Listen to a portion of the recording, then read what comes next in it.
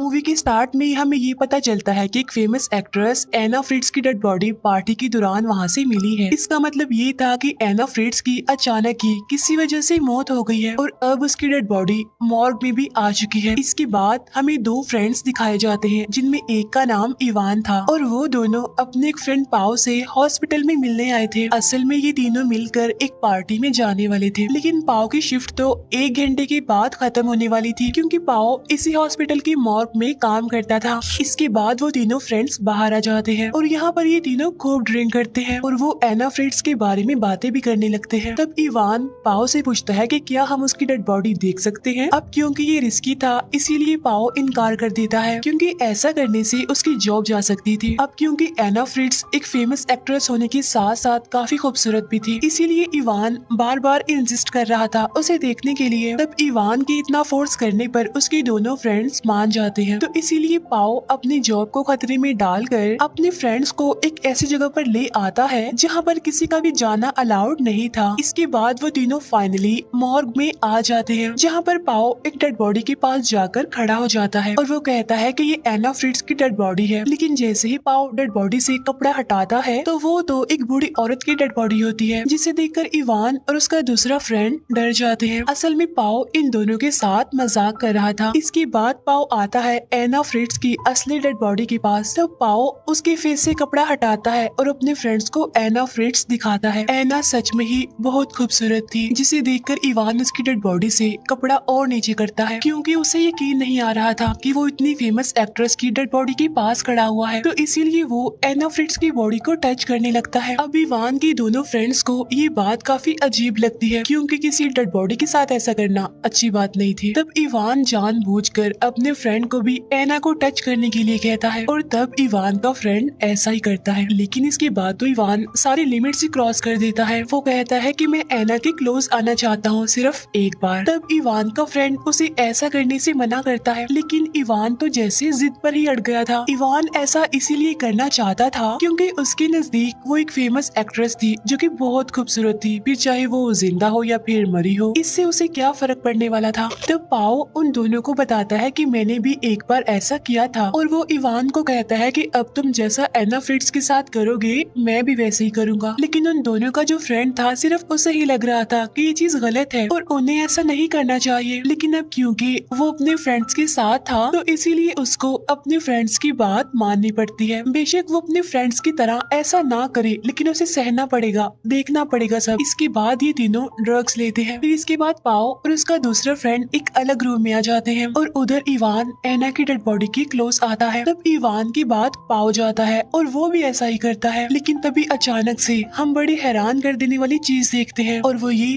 कि अचानक से एना की आईज खुल जाती हैं। वो दोबारा जिंदा हो गई थी और अपने पूरे सेंसेस में थी। लेकिन पाओ को भी इस बात का पता नहीं चलता कि एना फ्रिट्ज अब जिंदा हो गई है। लेकिन जब उसे इस बात का पता चलता है तो वो डर जाता है और चिल्लाने लगता है। तब उसके चिल्लाने की आवाज सुनकर इवान और उसका फ्रेंड भी वहाँ पर आ जाते हैं। तब पाओ उन्हें बताता है कि एना फ्रिट्ज अब जिंदा हो गई है। एना को जिंदा देखकर पाओ और इवान काफी घबरा जाते हैं क्योंकि एना को पता था कि उन दोनों ने ही उसके साथ ऐसा किया। तो जाहिर सी बात है कि एना बाहर जाकर ये बात पुलिस को बता देगी कि मॉर्ग में उसके साथ क्या किया इन लोगों ने। तब ये सोचकर इवान एना को मारने का प्लान बनाता है क्योंकि वो किसी भी किस्म का रिस्क लेना नहीं चाहता था। लेकिन यहाँ पर इवान का फ्रेंड एना की हेल्प करता है और वो उसे कपड़े में लपेट देता है। यहाँ पर इवान का फ्रेंड उसकी इस बात से एग्री नहीं करता कि एना को मारा जाए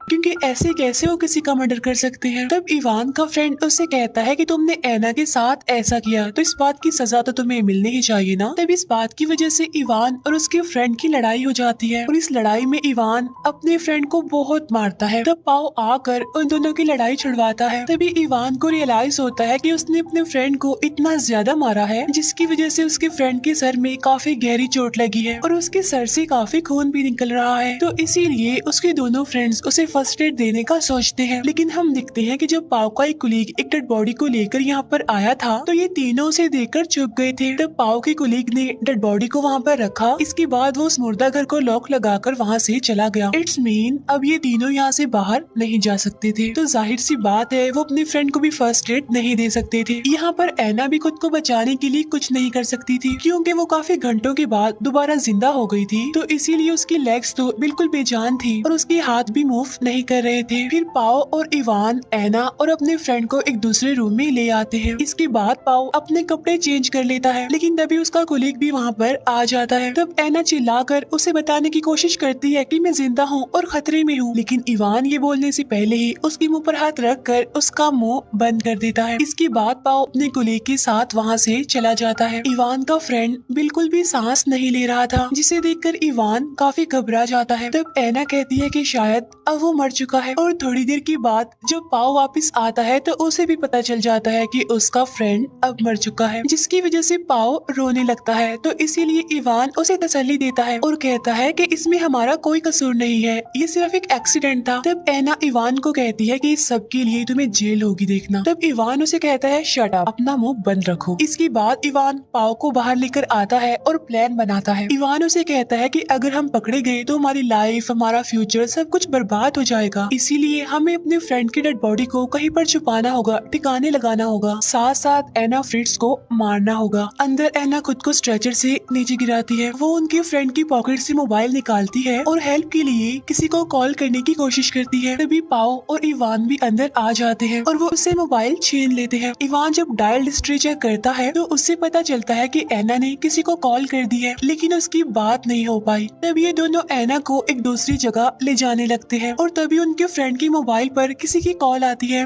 और ये उसी पर्सन की कॉल थी जो नंबर एना ने डायल किया था। असल में एना ने अपने फादर को कॉल की थी और जैसे इवान कॉल पिक करता है तो एना चिल्लाकर अपने फादर को बुलाती है और उनसे हेल्प मांगती है, लेकिन पाओ उसके मुंह पर हाथ रख कर उसका मुंह बंद कर देती है कि बाय मिस्टेक कॉल हो गई थी, रॉन्ग नंबर, और ये कहकर वो फोन बंद कर देता है। तब इवान एना को मॉर्ग में लाकर उसे जोर से स्लैप करता है, जिस पर एना उसे कहती है कि तुम्हें इस बात की सजा जरूर मिलेगी। तब इवान चिल्लाकर एना को कहता है कि मत भूलो, अभी थोड़ी देर पहले तुम एक डेड बॉडी थी और अब मैं तुम्हें दोबारा डेड बॉडी बनाने लगा हूँ। इसके बाद इवान कंटेनर लेने के लिए वहाँ से बाहर चला जाता है ताकि वो अपने फ्रेंड की डेड बॉडी को उसमें डालकर कहीं पर ले जा सके। पीछे से पाओ भी एना के हाथ पैर बांधने लगता है। तब एना उसे कहती है कि तुम्हें इवान का साथ देने की कोई जरूरत नहीं है क्योंकि तुम्हारा कोई कसूर नहीं है, क्योंकि तुमने कुछ नहीं किया, सब कुछ उसी ने किया है और वो एक झूठा इंसान है और उसने ही तुम्हारे फ्रेंड को मारा है। जिस पर पाओ कहता है कि हाँ ठीक है, लेकिन वो तो एक एक्सीडेंट था। जिस पर एना उसे कहती है कि नहीं, ऐसा नहीं है, असल में जब तुम अपनी कोलीग के साथ बाहर गए थे तो इवान ने अपने फ्रेंड का गला घोट कर उसे मार दिया। तब अचानक से पाओ इस बारे में सोचने लगता है, लेकिन तभी वो एना के मुंह पर टेप लगाकर उसका मुंह बंद कर देता है। मौके का फायदा उठाकर एना क्रॉलिंग करते हुए मॉर्ग से बाहर आ जाती है और यहाँ से बचकर वो निकल जाती है। इवान भी कंटेनर लेकर वापिस आ रहा होता है, लेकिन पाओ खून साफ करने में बिजी था। तभी इवान वहाँ पर आकर पाओ को बताता है कि एना भाग चुकी है। तब ये दोनों एना को ढूंढने लगते हैं। एना जो कि क्रॉलिंग करते हुए अब लिफ्ट में आ गई थी और वो बस यहाँ से निकलने ही वाली होती है, लेकिन तभी इवान वहाँ पर आकर लिफ्ट का दरवाजा बंद होने से पहले रोक देता है और वो एना को लेकर दोबारा से मॉर्ग में आ जाता है। इसके बाद पाओ इवान को कहता है कि मैं जानता हूँ कि तुमने ही हमारे फ्रेंड को मारा है। जिस पर इवान उसे कहता है कि हाँ, उसे मैंने ही मारा था, लेकिन वो एक एक्सीडेंट था, मैंने जानबूझकर नहीं मारा उसे। जिस पर पाओ कहता है कि नहीं,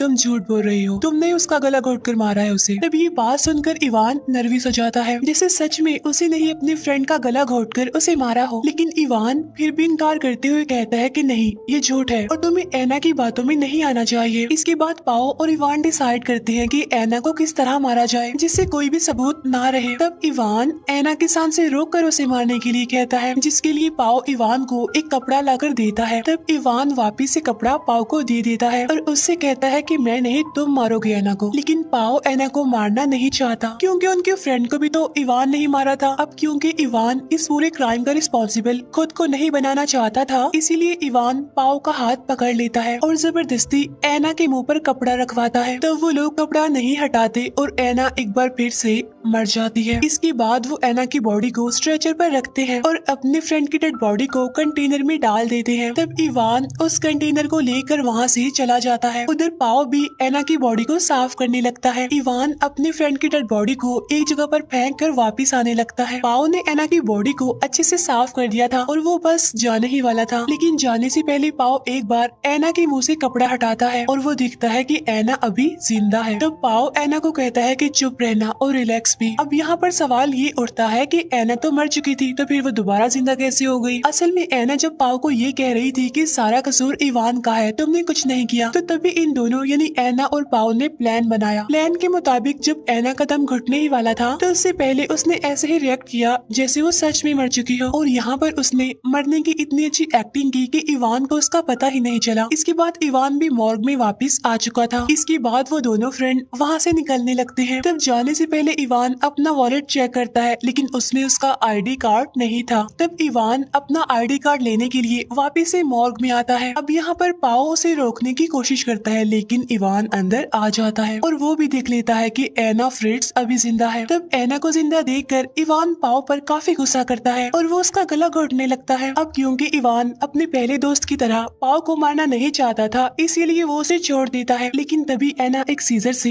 इवान के गले पर स्टैब करती है, जिससे उसका गला कट जाता है और थोड़ी देर के बाद इवान की मौत हो जाती है। तब ये देखकर पाओ एना को कहता है कि हमने ऐसा नहीं करना था। तब एना पाओ को भी स्टैब करके उसे भी जान से मार डालती है और इसी के साथ ये मूवी यहीं पर एंड